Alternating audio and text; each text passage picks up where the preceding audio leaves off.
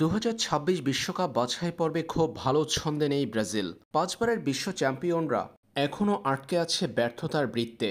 ২০২৬ বিশ্বকাপের মূল পর্বে ব্রাজিলের সরাসরি খেলা হবে কিনা সেটা নিয়ে শঙ্কা তৈরি হয়েছে এবার। ক্লাবের হয়ে দুর্দান্ত খেললেও জাতীয় দলে নিজেদের সেরাটা দিতে পারছেন না ভিনিসিয়াস, রদ্রিগোর মতো ফুটবলাররা। এমতাবস্থায় আগামী মাসে চিলি ও পেরুর মুখোমুখি হবে ব্রাজিল। ফিফার পরবর্তী উইন্ডো অক্টোবরে ফিফার সেই উইন্ডোতে দুটা বিশ্বকাপ বাছাই পর্বের ম্যাচে চিলি ও পেরুর মুখোমুখি হবে ব্রাজিল। সেই দুই ম্যাচকে সামনে রেখে এবার 23 সদস্যের চূড়ান্ত স্কোয়াড ঘোষণা করেছে Brazil coach Dorival junior. Brazil কোচের ঘোষিত এই স্কোয়াডে এবারও ফিরেননি নেইমার জুনিয়র। ব্রাজিলিয়ান এই মহা তারকাকে ছাড়াই স্কোয়াড ঘোষণা করেছেন ডরিভাল জুনিয়র। ইনজুরি থেকে ফিরে ওঠার লড়াইয়ে আছেন তিনি। তবে দলে ফিরেছেন গ্যাব্রিয়েল মার্টিনেল্লি, রাফিনহার মতো তারকারা।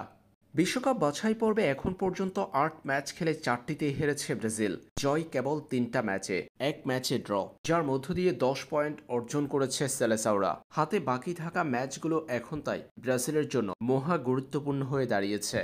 ফিফার আগামী উইন্ডোতে অর্থাৎ অক্টোবরে ব্রাজিলের দুই ম্যাচের জন্য এবার ডরিভাল জুনিয়রের চূড়ান্ত স্কোয়াড ঘোষণা। আগামী 11 অক্টোবর চিলির বিপক্ষে মাঠে নামবে পাঁচবারের বিশ্ব চ্যাম্পিয়নরা।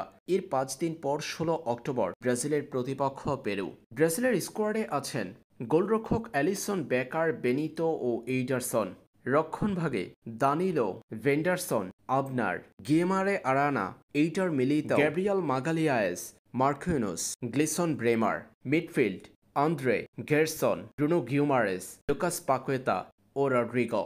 আক্রমণ ভাগ Endrick, Igor Jesus, Gabriel Martinelli, Luiz Henrique, Raphinha, Savinho এবং ভিনিসিয়াস জুনিয়র।